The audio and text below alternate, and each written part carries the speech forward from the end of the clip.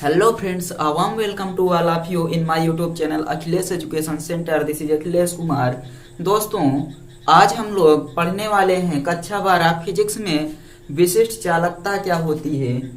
मतलब पढ़ेंगे आज का जो टॉपिक है विशिष्ट चालकता अथवा चालकता, विशिष्ट प्रतिरोध अथवा प्रतिरोधकता, इन सब टॉपिकों पर चर्चा करेंगे। इसके पहले के वीडियो में हमने देखा है कि किस प्रकार से अनुगमन वेग के आधार पर ओम के नियम की व्युत्पत्ति की गई, वो भी बहुत ही सरल भाषा में, जो आप सभी लोगों को आसानी से समझ में आ जाए, इस लायक समझाया गया था। तो चलिए हम लोग आज जो अपना टॉपिक है सबसे पहले जो शुरू करने वाले हैं वो है विशिष्ट प्रतिरोध अथवा प्रतिरोधकता। देखेंगे कि विशिष्ट प्रतिरोध क्या होता है। तो आप लोग ध्यान से यहाँ देखिए, हम स्टार्ट करते हैं टॉपिक को। और यदि आप लोग चैनल पर नए हैं तो सब्सक्राइब कर लीजिएगा और वीडियो को लाइक और शेयर कर दीजिएगा। विशिष्ट प्रतिरोध अथवा प्रतिरोधकता क्या होती है, तो सबसे पहले हम जान लेते हैं कि जो चालक का वैद्युत प्रतिरोध होता है वो किन किन बातों पर निर्भर करता है। तो सबसे पहले लिखेंगे चालक का वैद्युत प्रतिरोध। चालक का वैद्युत प्रतिरोध, वैद्युत प्रतिरोध, यहाँ विशिष्ट प्रतिरोध नहीं बल्कि वैद्युत प्रतिरोध है। ध्यान दीजिएगा, निम्नलिखित कारकों पर निर्भर करता है। निम्नलिखित कारकों पर निर्भर करता है। कारकों पर निर्भर करता है।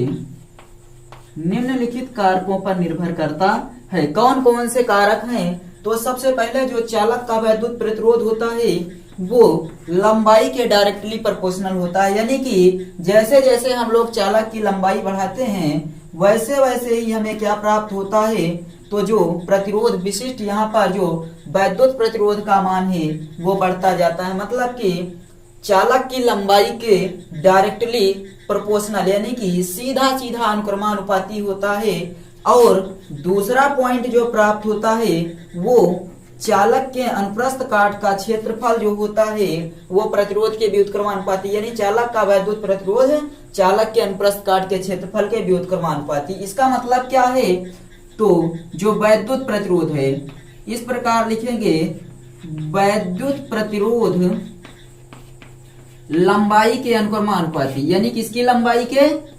चालक की लंबाई के, चालक की लंबाई के अनुक्रमानुपाती, डायरेक्टली प्रोपोर्शनल लिखा गया है। ध्यान दीजिएगा, अनुक्रमानुपाती तथा चालक के अनुप्रस्थ काट के क्षेत्रफल के, अनुप्रस्थ काट के क्षेत्रफल के व्युत्क्रमानुपाती, व्युत्क्रमानुपाती होता है। तो ये बात किसके लिए है? वैद्युत प्रतिरोध के लिए है कि चालक का जो वैद्युत प्रतिरोध होता है वो लंबाई के अनुक्रमानुपाती, यानी जैसे जैसे हम लोग लंबाई बढ़ाते हैं चालक तार की वैसे वैसे वैद्युत प्रतिरोध का मान बढ़ता जाता है। और जैसे जैसे हम लोग क्षेत्रफल बढ़ाते हैं वैसे वैसे वैद्युत प्रतिरोध का मान घटता जाता है। यही कारण है कि कम प्रतिरोध उत्पन्न हो, इसलिए तारों को हम लोग एक में लपेट कर, कई तारों को, पतले पतले तारों को एक साथ लपेट कर क्या करते हैं, उस चालक तार का क्षेत्रफल बढ़ा देते हैं, जिससे उसके वैद्युत प्रतिरोध का मान कम हो जाता है और धारा आसानी से प्रवाहित होती है। तो इन समीकरणों से हमें क्या पता चला कि जो प्रतिरोध है वो लंबाई के अनुक्रमानुपाती तथा वैद्युत प्रतिरोध चालक के क्षेत्रफल के अनुप्रस्थ काट के क्षेत्रफल के व्युत्क्रमानुपाती होता है। इन दोनों समीकरणों को मिलाएंगे तो हमें प्राप्त हो जाएगा R proportional L upon A। Proportional हटाएंगे तो हमें प्राप्त होगा R is equal to rho L upon A, rho into L upon A। और हमें रो बराबर ज्ञात करना है, तो रो इज इक्वल टू क्या हो जाएगा, R A अपान L। रो बराबर R A अपान L, यहाँ से R का मात्रक होता है ओम और उसके बाद ए का मात्रक मीटर स्क्वायर, यहाँ मीटर है तो मीटर स्क्वायर एक कट जाएगा, बचेगा क्या, ओम इंटू मीटर। ये हो जाएगा। जहां रो एक अनुक्रमानुपाती नियतांक है, यहां से देखिए, जहां रो क्या है, एक अनुक्रमानुपाती नियतांक है, एक अनुक्रमानुपाती नियतांक है, नियतांक है जिसे क्या कहते हैं, चालक का विशिष्ट प्रतिरोध, चालक का विशिष्ट प्रतिरोध कहा जाता है, विशिष्ट प्रतिरोध कहते हैं, कहते हैं। तो आप लोग सबसे पहले देखिए, जो चालक का वैद्युत प्रतिरोध है निम्न कारकों पर निर्भर करता है, यानी लंबाई के अनुक्रमानुपाती, और जो क्षेत्रफल है अनुप्रस्थ काट का क्षेत्रफल उसके व्युत्क्रमानुपाती होता है। दोनों समीकरणों को मिलाने पर हमें जो समीकरण प्राप्त हुआ, रो बराबर R A upon L ohm into metre, जहां रो एक अनुक्रमानुपाती नियतांक है जिसे चालक का विशिष्ट प्रतिरोध कहते हैं। अब आप लोग यहाँ एक चीज ध्यान दीजिएगा, इतना आप सबके समझ में आ गया। तो यदि हम लोग क्या करें, यहाँ पर यदि L बराबर 1 मीटर मान लें तथा A बराबर 1 मीटर स्क्वायर, 1 मीटर स्क्वायर, तो हमें क्या प्राप्त हो जाएगा, रो इज इक्वल टू आर। ये बन गया रो इज इक्वल टू आर। इसके कहने का मतलब क्या है कि यदि लंबाई एकांक हो, यदि लंबाई एकांक हो तो चालक का वैद्युत प्रतिरोध ही चालक का विशिष्ट प्रतिरोध कहलाता है, जबकि क्षेत्रफल भी क्या होना चाहिए, एकांक होना चाहिए। इसका मतलब यही है कि यदि हम लोग लंबाई को एकांक कर दें और क्षेत्रफल को भी एकांक कर दें तो हमें जो प्राप्त होने वाला है, यहाँ पर हमें क्या प्राप्त होने वाला है, तो हमें जो वैल्यू यहाँ पर प्राप्त होने वाली है, रो इज इक्वल टू क्या हो जाएगा, आर। इसके कहने का कुल मिलाकर मतलब यही है कि यदि हम लोग, यदि लंबाई एकांक हो तो चालक का वैद्युत प्रतिरोध ही विशिष्ट प्रतिरोध कहलाता है, जबकि क्षेत्रफल भी क्या होना चाहिए, एकांक होना चाहिए। यही इसका कहने का मतलब है कि किसी चालक का विशिष्ट प्रतिरोध जो होता है, विशिष्ट प्रतिरोध चालक के वैद्युत प्रतिरोध के बराबर होता है जब चालक की लंबाई और क्षेत्रफल क्या हो, एकांक हो। इसको नोट कर लीजिए। उसके बाद हम नोट पॉइंट में देखते हैं कि जो चालक का विशिष्ट प्रतिरोध होता है वो चालक के लंबाई पर निर्भर नहीं करता और ना ही चालक के क्षेत्रफल पर निर्भर करता है। वो किस प्रकार होता है, इसको जल्दी से नोट कर लीजिए। उसके बाद हम लोग आगे चलते हैं, नोट पॉइंट में इसके विशेष बिंदुओं को देखते हैं। तो आप लोग स्क्रीनशॉट ले लीजिए, हम आगे बढ़ते हैं। चलिए अब हम लोग इसका नोट पॉइंट देखते हैं। अब हम लोग क्या देखते हैं इसका नोट पॉइंट। तो सबसे पहला पॉइंट है, किसी भी चालक का विशिष्ट प्रतिरोध सदैव नियत रहता है। किसी भी चालक का, किसी भी चालक का विशिष्ट प्रतिरोध, विशिष्ट प्रतिरोध सदैव नियत रहता है, सदैव नियत रहता है। 2 पॉइंट लिख लेते हैं, उसके बाद उसको हम लोग समझ लेते हैं। दूसरा पॉइंट क्या है कि किसी चालक का वैद्युत प्रतिरोध चालक की लंबाई और उसके अनुप्रस्थ काट के क्षेत्रफल पर निर्भर नहीं करता है। चालक का विशिष्ट प्रतिरोध, चालक का जो विशिष्ट प्रतिरोध है, विशिष्ट प्रतिरोध चालक की लंबाई, चालक की लंबाई तथा अनुप्रस्थ काट के क्षेत्रफल, अनुप्रस्थ काट के क्षेत्रफल पर निर्भर नहीं करता है, नहीं करता है। अनुप्रस्थ काट के क्षेत्रफल पर निर्भर नहीं करता है। चालक का विशिष्ट प्रतिरोध सदैव नियत रहता है।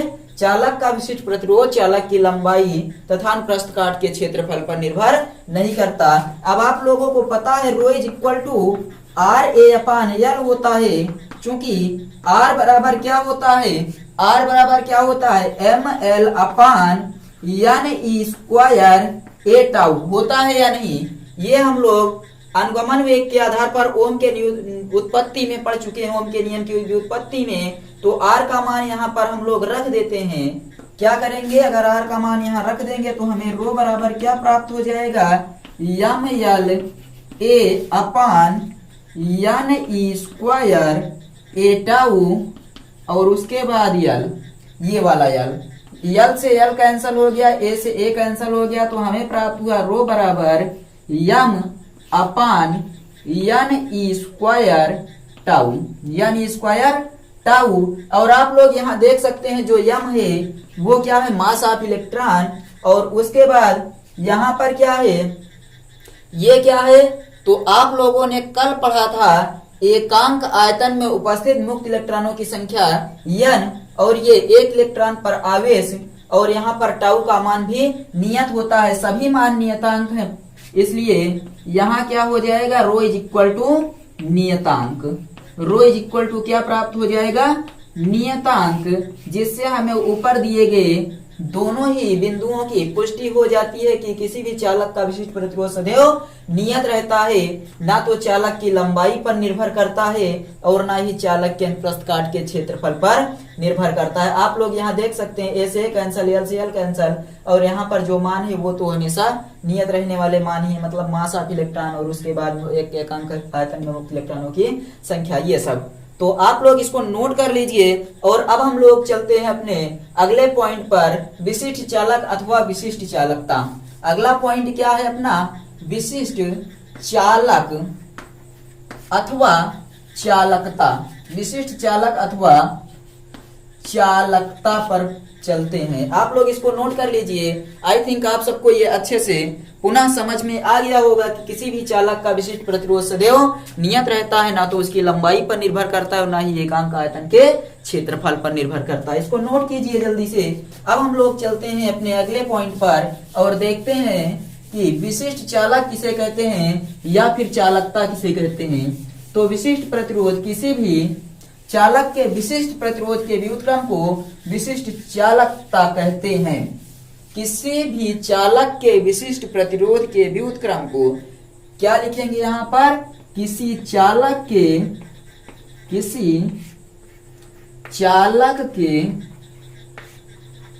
विशिष्ट प्रतिरोध के व्युत्क्रम को विशिष्ट प्रतिरोध के व्युत्क्रम को विशिष्ट प्रतिरोध के व्युत्क्रम को हम लोग क्या कहते हैं, चालकता कहते हैं। चालकता कहते हैं। ये क्या होता है, तो विशिष्ट प्रतिरोध का व्युत्क्रम। तो हम लोग क्या लिखेंगे यहाँ पर, विशिष्ट चालकता बराबर विशिष्ट चालकता, मान लीजिए यहाँ चालकता अथवा चालकता ही, विशिष्ट चालकता बराबर क्या हो जाएगा, 1/, विशिष्ट प्रतिरोध, 1/, विशिष्ट प्रतिरोध हो जाएगा। और आप लोगों को पता है यहाँ पर विशिष्ट प्रतिरोध क्या होता है, RA/L, यानी कि ये ऊपर चला जाएगा तो हमें प्राप्त हो जाएगा L/RA, और उसके बाद ohm inverse into metre inverse, ये इसका फार्मूला प्राप्त हो जाएगा, ohm inverse into metre inverse. किसी भी चालक के विशिष्ट प्रतिरोध के व्युत्क्रम को विशिष्ट चालकता कहते हैं। विशिष्ट चालकता बराबर 1/, विशिष्ट प्रतिरोध, विशिष्ट प्रतिरोध मतलब 1/, और उसके बाद यहाँ पर रो भी लिख सकते हैं क्योंकि रो का मान ही होता है RL/RA/L।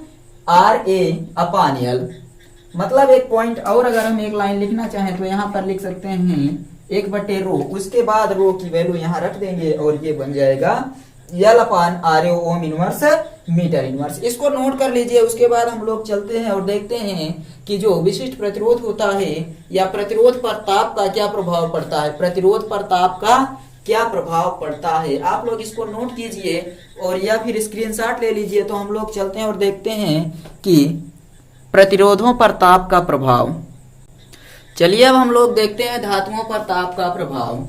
धातुओं पर ताप का प्रभाव, तो हम लोग जब किसी धातु का ताप बढ़ाते हैं तो धातु के प्रतिरोध एवं विशिष्ट प्रतिरोध का मान बढ़ जाता है। जब किसी धातु का ताप बढ़ाते हैं तो क्या होता है, धातु के वैद्युत प्रतिरोध यानी और विशिष्ट प्रतिरोध का मान बढ़ जाता है, जिससे चालकता एवं विशिष्ट चालकता घट जाती है। जब किसी धातु का ताप बढ़ाया जाता है तो जब किसी, आप लोग साथ में लिखिए, जब किसी धातु का ताप बढ़ाया जाता है, जब किसी धातु का ताप बढ़ाया जाता है तो ताप बढ़ाया जाता है तो चालक के, या चालक लिखिए या यहाँ पर धातु लिखिए, धातु चालक ही होती है, धातु के प्रतिरोध एवं विशिष्ट प्रतिरोध यानी वैद्युत प्रतिरोध, वैद्युत धातु का वैद्युत प्रतिरोध एवं विशिष्ट प्रतिरोध बढ़ जाता है,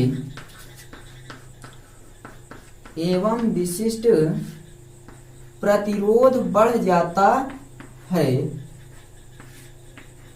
जब किसी धातु का ताप बढ़ाया जाता है, ताप बढ़ाया जाता है तो धातु का वैद्युत प्रतिरोध एवं विशिष्ट प्रतिरोध बढ़ जाता है, एवं या फिर तथा चालकता एवं वैद्युत चालकता, तथा चालकता एवं विशिष्ट चालकता, तथा चालकता एवं विशिष्ट चालकता घट जाती है। जब प्रतिरोध का मान घटेगा तो चालकता अपने आप बढ़ेगी, और जब प्रतिरोध का मान बढ़ेगा तो चालकता हो या फिर विशिष्ट चालकता, दोनों का मान घट जाएगा, चालकता घट जाती है।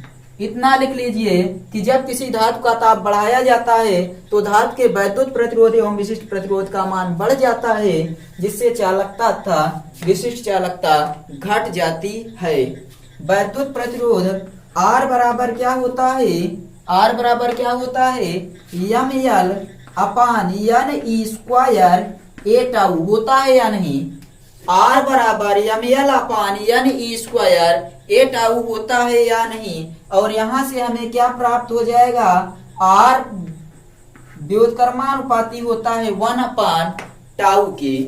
R किसके व्युत्क्रमानुपाती है, 1 अपान टाउ के। और चूंकि आप लोग जानते हैं जो VRMS होता है, VRMS होता है वो डायरेक्टली प्रोपोर्शनल होता है अंडर रूट टी के। डायरेक्टली प्रोपोर्शनल किसके होता है, अंडर रूट टी के। और जो टाउ बराबर होता है, टाउ बराबर होता है लेम्डा अपान VRMS। तो यहाँ पर हम लोग टाउ बराबर क्या रख देंगे, VRMS प्रोपोर्शनल है तो इसके स्थान पर हम लोग क्या रख सकते हैं, VRMS के स्थान पर अंडर रूट टी रख सकते हैं या नहीं। तो टाउ बराबर लेम्डा अपान रूट टी हो जाएगा। और उसके बाद हम लोग यहाँ पर यदि प्रोपोर्शनली टाउ के स्थान पर लेम्डा अपान टी रखेंगे तो क्या होगा, आप लोग बताइए। अगर हम लोग यहाँ पर मान लीजिए आ जाते हैं R बराबर, R प्रोपोर्शनल रखें या बराबर रखें, सबसे पहले चलिए हम लोग प्रोपोर्शनल ही यहाँ पर रख देते हैं। तो यदि हम लोग प्रोपोर्शनली पर रखेंगे तो 1 अपान लेम्डा अपान रूट टी आ जाएगा या नहीं, आ जाएगा या नहीं आएगा, इतना आ जाएगा। तो हमें फिर यहाँ से क्या प्राप्त हो जाएगा, आप बताइए। यहाँ क्या है, 1 बटे लेम्डा बटे टी, मतलब 1 बटे 1 है और उसके बाद फिर लेम्डा बटे टी है यहाँ पर। मतलब 1/1 और लेमडा बटे टी है या नहीं, इसको हम मान लेते हैं 1/1, तब ये इसमें गुणा हो जाएगा, ये इसमें हो जाएगा, और हमें क्या प्राप्त हो जाएगा, R proportionally under root T by lambda. यहाँ क्या प्राप्त हो जाएगा हमें, R proportionally under root T by lambda प्राप्त हो जाएगा, R proportional under root T by lambda प्राप्त हो जाएगा, या फिर हम लोग यहाँ क्या प्राप्त कर लेंगे, आर प्रोपोर्शनल 1 अपान और उसके बाद अंडर रूट टी। इसको लिख सकते हैं या नहीं बताइए, यहाँ पर 1 अगर लेमडा के स्थान पर 1/t लिख सकते हैं, ऐसे मान लेंगे, ये हो गया 1 इंटू लेमडा, तो 1 अपान टी है या नहीं, इसको हटाने के बाद यहाँ 1 अपान टी मिल गया। तो इससे हमें क्या पता चलेगा, मतलब आप लोग कुल मिलाकर सिर्फ इतना देखिए, इसके रहने पर भी या ना रहने पर दो तरीके से समझिए। चलिए यही तरीका देखते हैं। तो इससे हमें क्या पता चल गया कि जो आर है वो प्रोपोर्शनली डायरेक्टली होता है किसके, अंडर रूट टी के। आर क्या होता है, जो डायरेक्टली प्रोपोर्शनल होता है वो टी के। इससे हमें क्या स्पष्ट होता है, तो इससे हमें यह स्पष्ट होता है कि धातुओं का विद्युत प्रतिरोध धातु के ताप पर निर्भर करता है।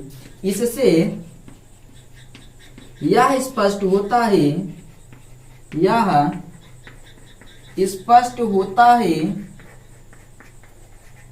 कि धातुओं का वैद्युत प्रतिरोध आर है, यहां पर ध्यान दीजिएगा, धातुओं का वैद्युत प्रतिरोध, वैद्युत प्रतिरोध ताप पर निर्भर करता है, धातु के ताप पर निर्भर करता है, धातु के ताप पर निर्भर करता है, निर्भर करता है। धातु का जो विद्युत प्रतिरोध होता है वो धातु के ताप पर निर्भर करता है। और उसके बाद हम लोग अब आगे देखते हैं, आप लोग इसको नोट कर लीजिए, तब हम लोग आगे चलते हैं और देखते हैं इसका दूसरा पॉइंट कि जो धातुओं के प्रतिरोध गुणांक का मान होता है वो किस प्रकार से ज्ञात किया जाता है। तो आप लोग जल्दी से स्क्रीनशॉट ले लीजिए, उसके बाद हम आगे बढ़ते हैं। चलिए अब हम लोग इसका दूसरा पॉइंट देखते हैं। आप लोगों को पहले पॉइंट में पता चल गया कि जो धातु का विद्युत प्रतिरोध है वो किस पर निर्भर करता है, तो ताप पर निर्भर कर रहा था, ताप पर निर्भर कर रहा था। अब दूसरा देखते हैं, जो धातुओं का प्रतिरोध गुणांक अल्फा, सभी धातुओं का प्रतिरोध गुणांक, सभी धातुओं का प्रतिरोध गुणांक, प्रतिरोध गुणांक क्या है, अल्फा। सभी धातुओं का प्रतिरोध गुणांक अल्फा जो होता है लगभग 1/273, 1/273 सभी धातुओं का प्रतिरोध गुणांक अल्फा लगभग 1/273 प्रति डिग्री सेंटीग्रेड होता है, प्रति डिग्री सेंटीग्रेड होता है, सेंटीग्रेड होता है। अब चलिए हम लोग यहां पर एक फार्मूला लिखते हैं, R is equal to R naught 1 plus उसके बाद अल्फा टी से, यहां पर अल्फा के स्थान पर मान रख देंगे 1/273। तो चलिए रखते हैं R is equal to R naught 1 plus 1/273 into T, और उसके बाद हम लोग यहाँ क्या करेंगे, इसका इसमें गुणा कर देंगे, तो 273 प्लस टी बाई अल्फा, यानी कि 273। R is equal to R naught 273 plus T by 273। इतना समझ में आया, इसका इसमें गुणा कर दिए, उसके बाद इसका इसमें गुणा करके इतना लिख दिए। R बराबर R naught 273 plus T by 273 हो गया। और उसके बाद हम लोग क्या करेंगे, यहाँ पर आगे लिखते हैं R is equal to R naught बटे 273 R नाट बटे 273 इंटू यहाँ पर क्या बचेगा अपना, तो अपना क्या बच जाएगा, T बच जाएगा। T मतलब ताप बच जाएगा। और यहां से हमें पता चलता है कि जो R है वो डायरेक्टली प्रोपोर्शनल है T के। डायरेक्टली प्रोपोर्शनल किसके है, T के। इससे यह स्पष्ट होता है कि धातुओं का वैद्युत प्रतिरोध, इससे यह स्पष्ट होता है, यह स्पष्ट होता है कि धातुओं का वैद्युत प्रतिरोध, धातुओं का वैद्युत प्रतिरोध, वैद्युत प्रतिरोध उनके परम ताप के, उनके परम ताप के अनुक्रमानुपाती होता है। परम ताप के अनुक्रमानुपाती होता है, परम ताप के अनुक्रमानुपाती होता है। धातुओं का वैद्युत प्रतिरोध उनके परम ताप के अनुक्रमानुपाती होता है। इसको जल्दी से नोट कर लीजिए। उसके बाद हम लोग चलते हैं मिश्र धातुओं पर क्या प्रभाव पड़ता है उसको देख लेते हैं। मिश्र धातुओं पर ताप का प्रभाव, जल्दी से स्क्रीनशॉट लीजिए। तो चलिए अब हम लोग देखते हैं मिश्र धातुओं पर ताप का क्या प्रभाव पड़ता है। तो मिश्र धातुओं पर जब मिश्र धातुओं का ताप बढ़ाया जाता है तो उसके प्रतिरोध और वैद्युत प्रतिरोध का मान बढ़ जाता है, लेकिन मिश्र धातुओं में होने वाली यह वृद्धि धातुओं की तुलना में बहुत कम होती है। तो क्या लिखेंगे, मिश्र धातुओं का ताप बढ़ाने पर, मिश्र धातुओं का ताप बढ़ाने पर, ताप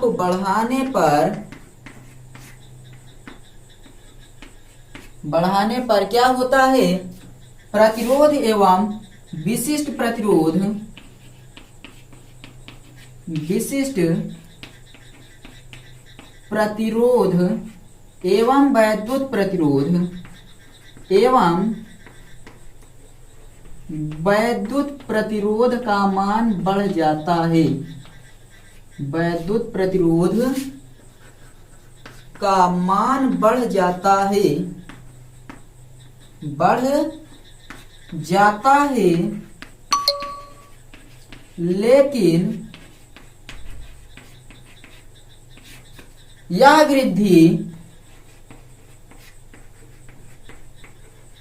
धातुओं की तुलना में,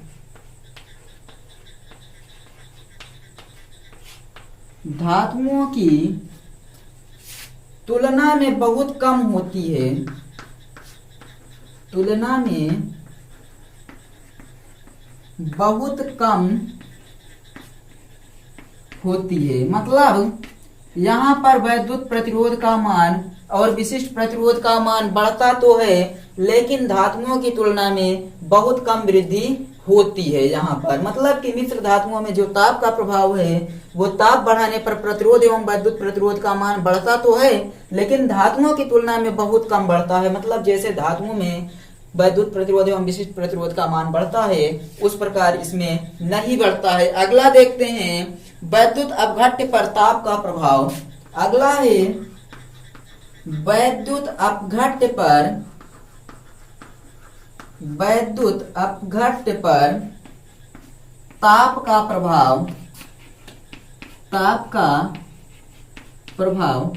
तो जो वैद्युत अपघट्य होता है उसका ताप बढ़ाने पर वो क्या हो जाएगा, जब हम लोग वैद्युत अपघट्य का ताप बढ़ाते हैं, मतलब विद्युत अपघट्यों का ताप बढ़ाने पर वैद्युत अपघट्य की श्यानता घट जाती है। मतलब वैद्युत अपघट्य जो होते हैं वो क्या होते हैं, अधिक श्यान हो जाते हैं। मतलब उसमें जो धनायन और ऋणायन होते हैं उनको चलने में आसानी होने लगती है। जब धनायनों और ऋणायनों को चलने में आसानी होने लगेगी तो क्या होगा, वैद्युत अपघट्य का प्रतिरोध घट जाएगा और चालकता क्या होगी, बढ़ जाती है। तो क्या लिखेंगे यहाँ पर, वैद्युत अपघट्यों पर ताप का प्रभाव, ताप बढ़ाने पर वैद्युत अपघट्य की श्यानता घट जाती है, ताप बढ़ाने पर, पूरा पूरा आप लोग लिखेंगे कि वैद्युत अपघट्टों का ताप बढ़ाने पर वैद्युत अपघट्ट की श्यानता घट जाती है। ताप बढ़ाने पर श्यानता घट जाती है, श्यानता घट जाती है। किसकी? वैद्युत अपघट्ट की श्यानता घट जाती है, जिससे धनायनों एवं ऋणायनों के चलने में आसानी होती है। धनायनों एवं ऋणायनों के चलने में, ऋणायनों के चलने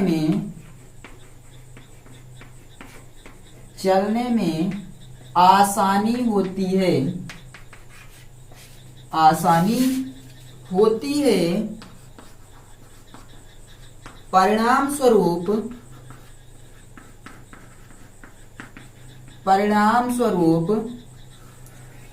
किसका मान बढ़ेगा? तो प्रतिरोध एवं विशिष्ट प्रतिरोध का मान घटता है। मतलब वैद्युत प्रतिरोध एवं विशिष्ट प्रतिरोध, विशिष्ट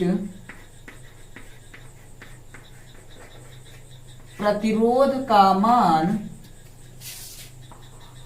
घट जाता है, घट जाता है, जिससे चालकता बढ़ जाती है, चालकता बढ़ जाती है। तो आप लोग क्या याद रखेंगे यहाँ पर कि जब हम लोग क्या करते हैं, वैद्युत अपघट्टों का ताप बढ़ाते हैं, तो ताप बढ़ाने से वैद्युत अपघट्ट की श्यानता घट जाती है, जिसके कारण उसमें उपस्थित इलेक्ट्रॉन, जो मुक्त इलेक्ट्रॉन होते हैं, उनके चलने में, मतलब धनायन और ऋणायन होते हैं, उनके चलने में आसानी होती है। और जब ये आसानी से चल लेते हैं तो यही वैद्युत धारा के प्रवाहित होने का कारक बनते हैं। तो वैद्युत प्रतिरोध एवं विशिष्ट प्रतिरोध का मान घट जाता है, जिससे चालकता एवं विशिष्ट चालकता बढ़ जाती है। नोट कर लीजिए। उसके बाद एक और पॉइंट है अपना, उसको देख लेते हैं कि अर्धचालक पर ताप का क्या प्रभाव पड़ता है। चलिए हम लोग देखते हैं अर्धचालक पर ताप का क्या प्रभाव पड़ता है।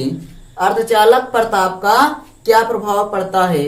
तो हम लोग जब अर्धचालक का ताप बढ़ाते हैं, अर्धचालकों का जब हम लोग क्या करते हैं, ताप बढ़ाते हैं, तो उसमें उपस्थित संख्या बढ़ जाती है।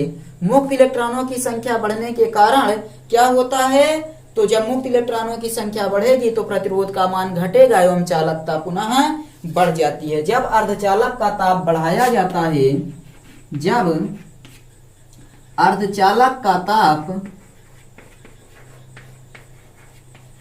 अर्धचालक का ताप बढ़ाया जाता है, ताप बढ़ाया जाता है, तो उसमें उपस्थित